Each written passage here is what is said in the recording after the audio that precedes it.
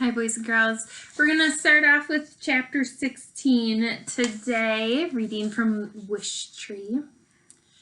When you're a tree, a phase like cut it down is bound to get your attention.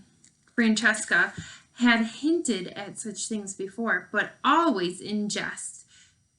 After a long October afternoon raking my newly shed leaves into crisp hills, or after a particularly messy wish day, or after stepping on my acorns in her bare feet. I felt bad about the walkaways. It's an occupational hazard. To stay alive, I need a vast network of roots, and roots can be surprisingly strong. Did you hear that? Bongo asked, watching Francesca enter her house. She sounded serious this time. I've heard it all before, I said. Unfortunately, the newbies heard it too, Bongo said. Bongo calls every fresh crop of babies newbies. She pretends to be annoyed by their antics. But I know better. Listen, Bongo urged. Sure enough, I could hear the baby skunks wailing from their hidden nests under the porch. But we love Red, Mama, one of them cried. Hush, their mother, Fresh Baked Bread is her name, scolded. It's the middle of the day. You're supposed to be asleep. Your crepulars, creatures like fireflies, bats, and deer are especially active at dusk and dawn. Will Red be all right, Mama? Another baby, whose voice I recognized as Rose Petal, asked. All skunks name themselves after pleasant scents. I'm not sure if this is because they're a bit defensive about their reputation or if they have a sly sense of humor.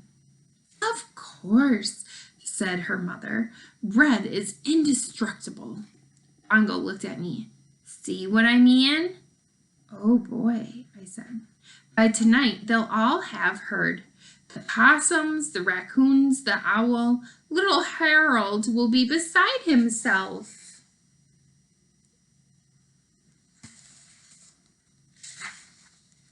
Harold was the smallest barn owl nestling and a great worrier.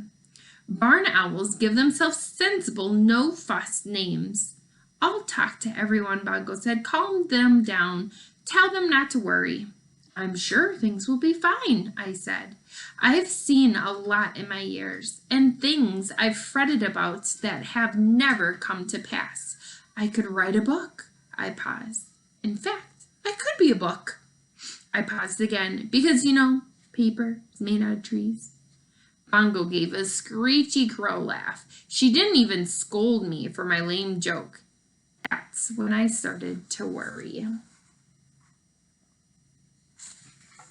Chapter 17. As much as I was concerned about the baby's reaction to Francesca's words, I was more worried about Samar. What would happen when she returned from school and saw the word carved into me? Would she think it was meant for her and for her family, as Francesca and the police seemed to assume so? She came home ahead of her by a few yards with Stefan. A reporter from the neighborhood newspaper was waiting on the sidewalk, interviewing people as they walked by. Word travels fast in our parts, especially when there's yellow police tape involved. Had they seen what had happened? The reporter kept asking.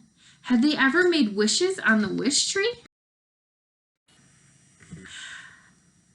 Had they ever made wishes on wishing day? What would they think the word leave meant? The reporter approached Stefan. Did he know why someone would carve leave into the beloved local wish tree? Stefan stared at the reporter. Then he glanced behind Samar, sending her the shadow of a sad smile. Without answering the reporter, he headed toward his house. Samar's eyes darted from Stefan to the reporter to me. She ran closer, saw the word, and gasped. She reached a hand toward me, but the police tape put me out of reach. Are you a resident? The reporter asked. Would you like to comment on the incident? Samar didn't say a word. She turned and walked up the sagging steps to the blue little house, and her head held high, standing tall and reaching deep.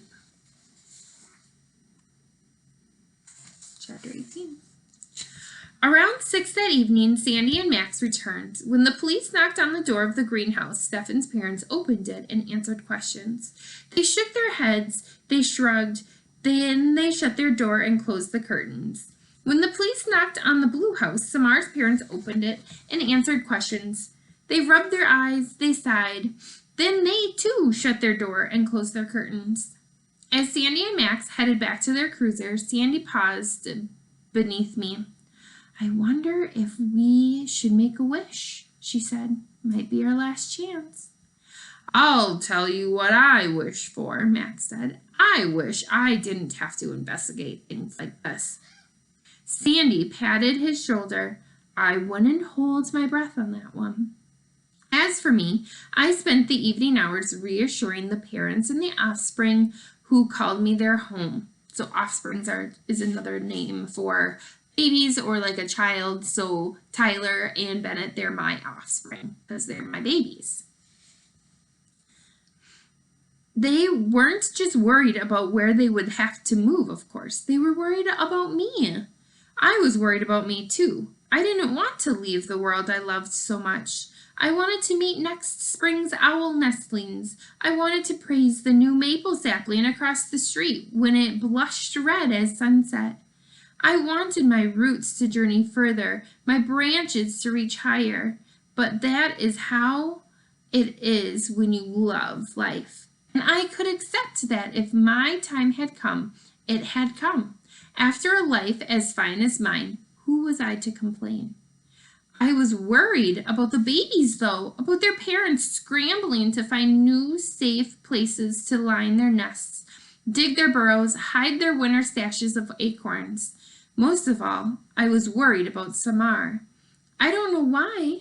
Perhaps it was because she reminded me so much of another little girl from another time ago, a little girl I'd managed to shelter successfully. Francesca's great grandmother.